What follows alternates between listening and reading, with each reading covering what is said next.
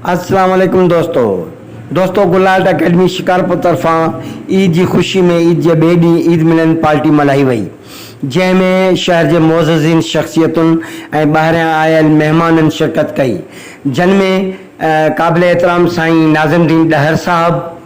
ऐं असांजो सरपरस्त आला साईं शहाबुद्दीन शेख साहब ऐं मोअज़्ज़िज़ शख्सियत साईं मामा अली गौहर माहर साहब ऐं उन खां अलावा साईं ज़ुबैर अहमद सुमरो साहब, अब्दुल समी चनो साहब ऐं सैयद ख़ालिद हुसैन शाह डायरेक्टर सिंध टीवी ऐं अब्दुल गफ़ूर सान साहब, मज़हर शेख साहब ऐं हाकिम अली खंड कराची खां आयल ऐं डायरेक्टर मुमताज़ ख़ासकली साहब ऐं उस्ताद गुलमुनी गुल साहब ऐं मज़हर बिरोई साहब ऐं ॿिया काफ़ी दोस्त ऐं क़ाबिल एहतराम अदा ज़फ़र खोखर साहब ऐं उन खां अलावा असांजा ॿिया खोड़ सारा दोस्त जन के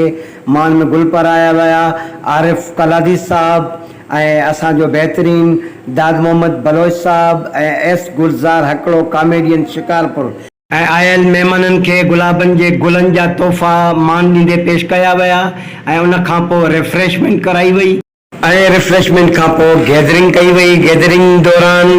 हिकु जदोजहद कमेटी तश्कील ॾिनी वई जेका आर्ट काउंसिल ऑफ शिकारपुर लाइ जदोजहद कंदी, उन्हनि जे लाइ जेको आहे आइंदा जे लाइ अमल तैयार कया विया, जंहिंमें असांखे जेको आहे शिकारपुर जी आर्ट काउंसिल लाइ छा छा करिणो आहे उन लाइ सलाह मशवरा कया विया। साईं नाज़िमुद्दीन ॾहर ऐं ज़ुबैर अहमद सुमरो साहब गॾिजी करे हिकु बॉडी खे तश्कील ॾिनो जंहिंजो अनक़रीब ऐलान कयो वेंदो। उन खां अलावा ॿिया प्रोग्राम जेकी तरतीब ॾिना विया, इंशाअल्लाह अनक़रीब एडॉक बॉडी जो ऐलान कयो वेंदो। तेसीं ताईं ॾियो फयाज़ लाशरी खे इजाज़त। सिंध सलामत, साथ सलामत, अल्लाह हाफ़िज़।